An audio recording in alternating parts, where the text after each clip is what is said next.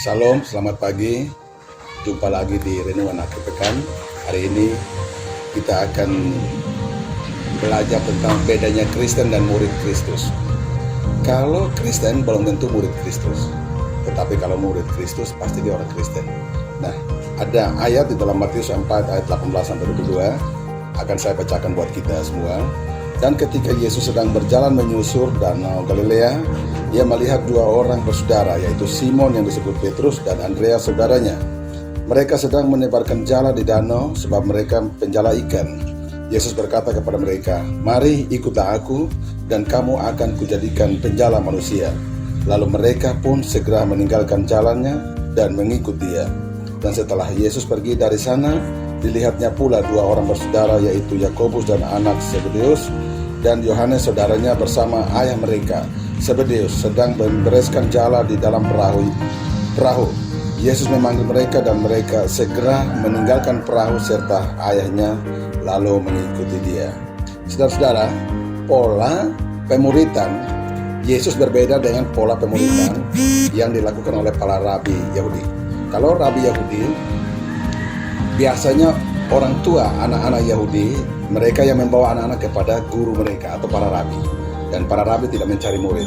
Sementara kalau Tuhan Yesus di dalam teks ini, dia sendiri yang berjalan mencari siapa dia yang dia panggil menjadi muridnya. Itu yang pertama.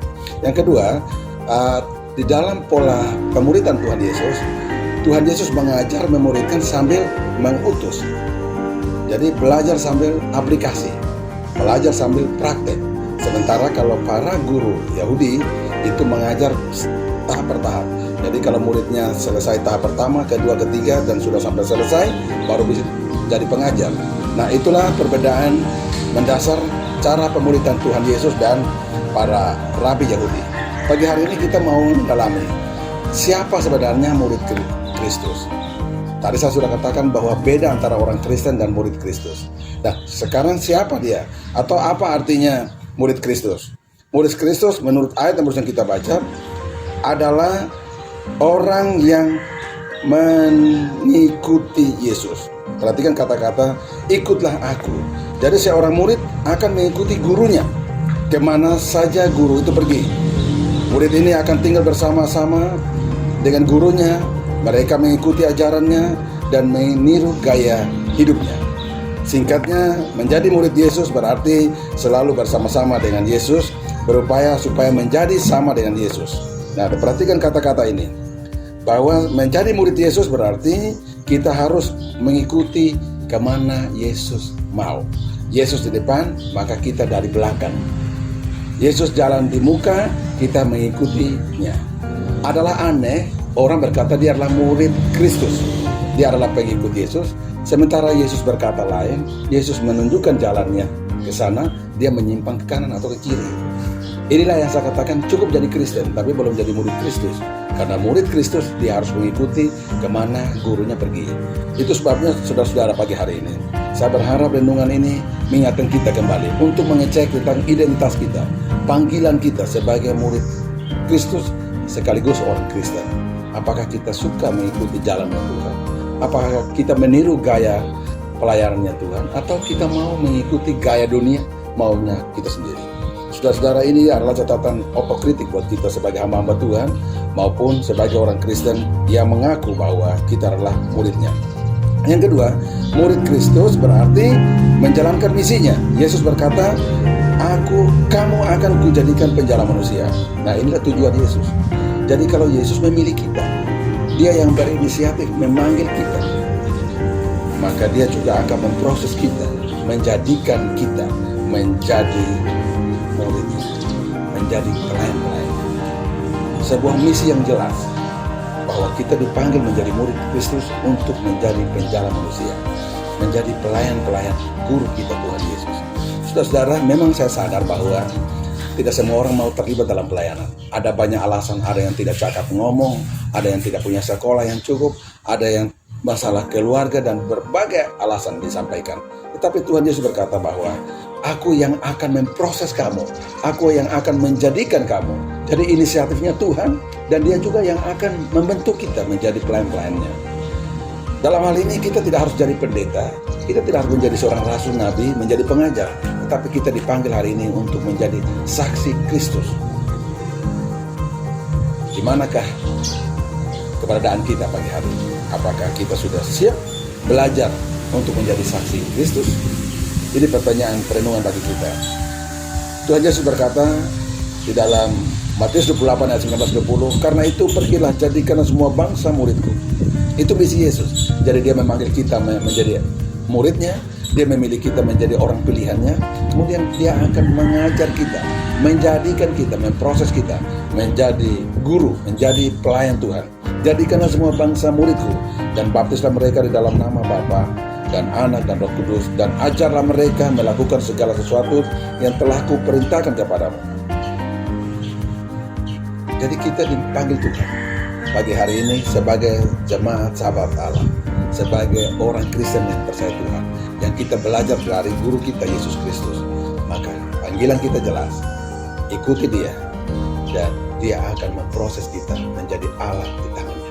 Kalau kita alat di tangan Tuhan, maka tangan Tuhan itu menjadikan kita hambanya. Saudara tahu, kalau batu kali yang dipilih Daud dengan ketempel yang biasa, itu Daud pegang dan Tuhan memakai tangan itu. Goliat yang besar dikalahkan. Luar biasa kan? Kalau tongkat kecil itu di tangan Musa, maka Musa hanya menunjuk kepada gunung, batu keluar air. Kita di tangan Tuhan. Saudara akan dipakai Tuhan menjadi Tuhan. Siapa saudara mau dipakai oleh Tuhan? Karena kita adalah murid-muridnya. Yang kedua, tadi saya jelaskan tentang arti daripada murid. Itu punya dua arti. Yang pertama mengikuti guru kita, yang kedua adalah melaksanakan panggilannya, tugasnya. Yang kedua, kalau bicara tentang murid Kristus itu ada harganya. Nah, kalau kita perhatikan ayat 20, lalu mereka pun segera meninggalkan jalannya dan mengikuti dia, dan mereka segera meninggalkan perahu serta ayahnya lalu mengikuti dia. Jadi perintah Tuhan Yesus direspon secara positif oleh Andreas, Petrus, Yohanes, dan Yakobus. Bukan hanya berkata iya, tetapi Alkitab mencatatnya segera meninggalkan perahu dan ayah mereka. Segala sesuatu mereka tinggalkan, lalu mengikuti Tuhan Yesus. Memang agak aneh, Petrus berumah tangga, profesinya sebagai seorang nelayan, dan teman-temannya juga nelayan. Bagaimana kalau mereka mengikuti Tuhan Yesus, lalu bagaimana dengan keluarga mereka, dengan pekerjaan mereka, lalu penghidupan keluarganya? Secara khusus buat Petrus dan teman-temannya, kehidupan mereka bagaimana? Saudara, memang cara pemuridan waktu Tuhan Yesus berbeda dengan kita. Waktu itu tidak bisa Tuhan Yesus membiarkan mereka belajar dari Tuhan Yesus, tetapi dari rumah mereka. Karena Yesus punya waktu cuma 3 tahun, kurang lebih. Sehingga ketika Yesus panggil mereka, otomatis mereka harus hidup bersama Yesus, mengikuti ajaran Yesus pagi, siang, dan malam. Kemanapun Yesus pergi, mereka ikuti. Lalu mereka belajar dari cara Yesus mengajar mereka, Yesus melayani orang lain, mereka perhatikan. Sehingga pola pendidikan yang Yesus pakai itu tidak memungkinkan untuk sekolah dari rumah, begitu. Tetapi harus ngumpul bersama sang guru. Jadi saudara-saudara, tentu hari ini berbeda. Kecuali orang-orang yang terpanggil full timer menjadi hamba Tuhan, sekolah teologi, mungkin dia harus sekolah kuliahnya di kampus, maka dia harus tinggal di asrama. Tetapi hari ini menjadi orang Kristen bukan kita harus kampus. Kita belajar dari Tuhan Yesus. Alkitab sudah cukup, firman Tuhan sudah cukup, kata-kata Tuhan Yesus cukup, ajaran Tuhan Yesus jelas. Kita pegang Alkitab saja, maka kita tidak harus meninggalkan pekerjaan kita seperti Petrus dan teman-temannya, tetapi kita mengutamakan pelajaran Kristus, mengutamakan Kristus di atas pekerjaan kita. Itu poin pertama. Jadi harga yang kita bayar adalah ketika kita menjadi murid Kristus, maka kita harus siap memprioritaskan, mengutamakan, mendahulukan Kristus di atas pekerjaan kita. Kadang-kadang terlalu banyak orang berdalih karena pekerjaannya, maka dia bilang dia hari ini mulai berhenti pelayanan. Saya tidak ada waktu untuk bisa istirahat, tidak ada waktu untuk latihan musik, latihan pujian. Saya tidak ada waktu, banyak alasan yang dipakai. Saudara-saudara, ini orang cukup menjadi Kristen tapi bukan murid Tuhan. Karena murid Tuhan tahu tempatkan mana yang menjadi prioritas di dalam hidupnya. Pekerjaan itu adalah sarana saja. Pekerjaan itu adalah berkat Tuhan. Jangan sampai sarana, berkat itu menjadi penghalang kita untuk melayani Tuhan, menjadi murid Tuhan Yesus yang baik. Jadi Petrus dan teman-temannya mengajar kita bahwa menjadi murid Tuhan, menjadi orang Kristen sejati, ini penting. Menjadi orang Kristen yang sejati, yang mengenal hati Allah, hati Yesus sahabat kita. Maka pertama, dia harus mendahulukan Kristus di atas pekerjaan, usaha, bisnis, segala kebutuhan. Lalu bagaimana kehidupannya? Pasti Tuhan tahu. Kalau hari ini Anda nomor satukan Tuhan, Tuhan pasti nomor satukan Anda. Kalau hari ini engkau berkata bahwa saya punya waktu hari Sabtu untuk bisa mendengarkan firman Tuhan, belajar firman Tuhan melalui renungan akhir pekan, maka Tuhan pun akan memberkati engkau. Jadi harga yang pertama adalah membayarnya lewat meninggalkan pekerjaan. Untuk zaman modern ini, pekerjaan kita tidak perlu tinggalkan. Tetapi bagaimana sikap hati kita? Kita belajar untuk menempatkan Kristus di atas segala hal. Usaha pekerjaan kita. Mungkin di tempat kerja kita bisa menjadi saksi Kristus. Kita belajar menjadi murid Kristus di tempat kerja kita. Karena kadang saya melihat orang penjual daging, penjual sayur, sebenarnya dia belajar di tempat-tempat kerja, tukang ojek, bengkel, di kantor, polisi, tentara, apapun profesi kita. Ketika kita kerja, kita sedang belajar menjadi murid Kristus di situ. Orang lain melihat kita, oh ternyata ini toh orang Kristen. Cara hidupnya begini, cara bertutur kata begini.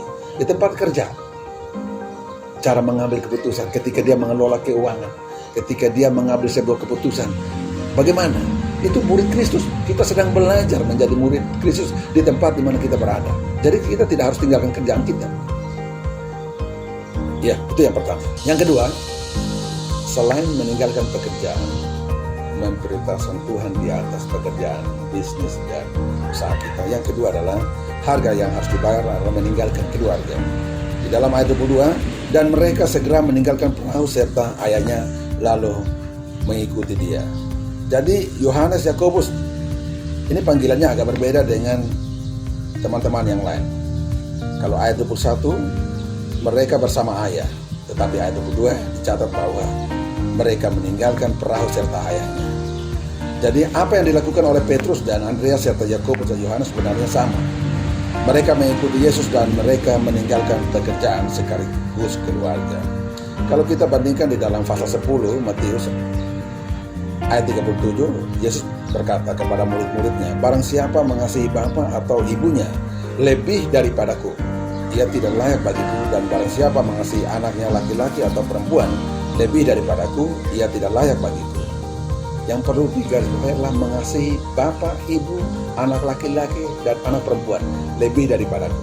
Berarti Yesus menuntut supaya setiap pengikut Yesus, murid Yesus, yang mengaku percaya dan terima Yesus sebagai juru selamat, dia harus tahu memprioritaskan, menomorsatukan Kristus di atas keluarga.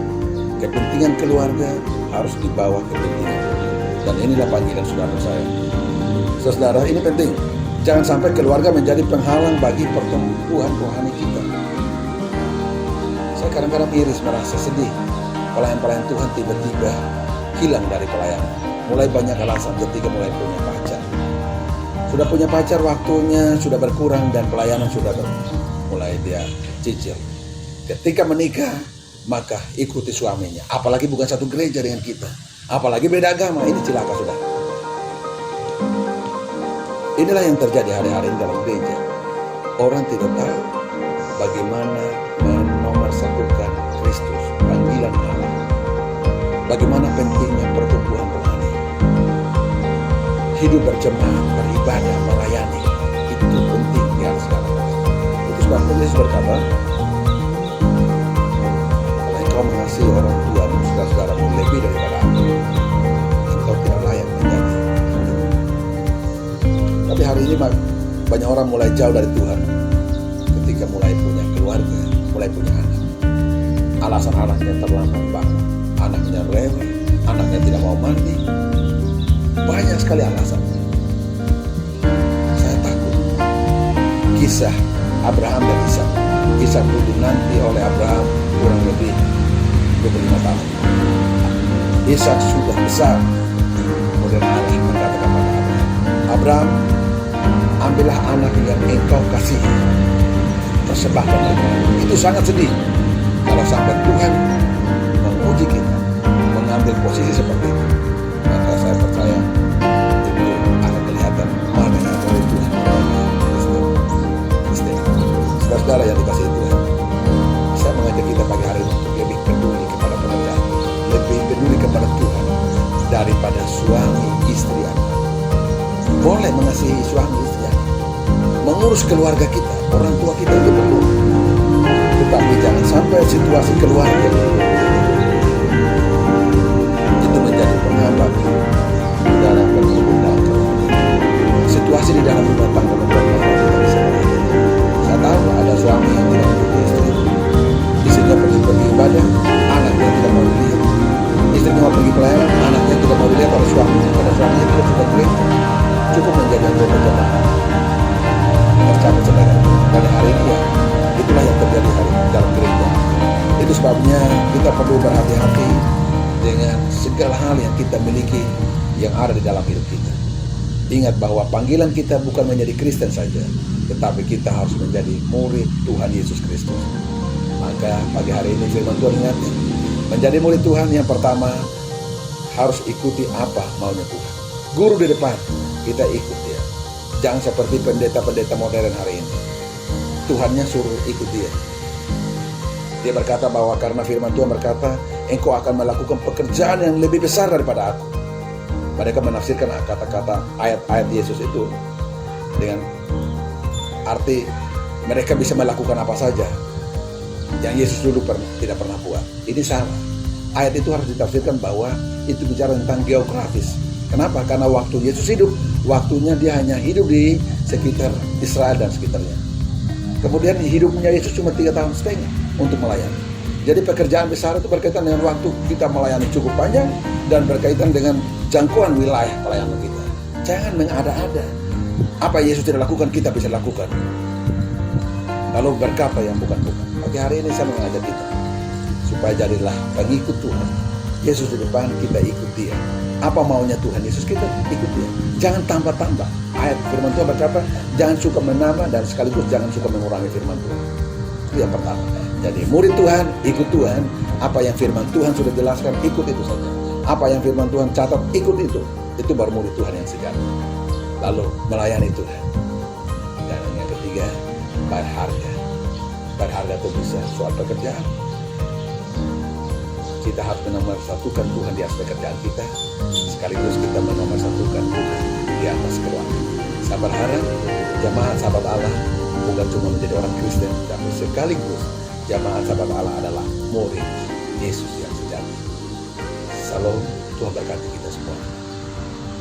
Amin.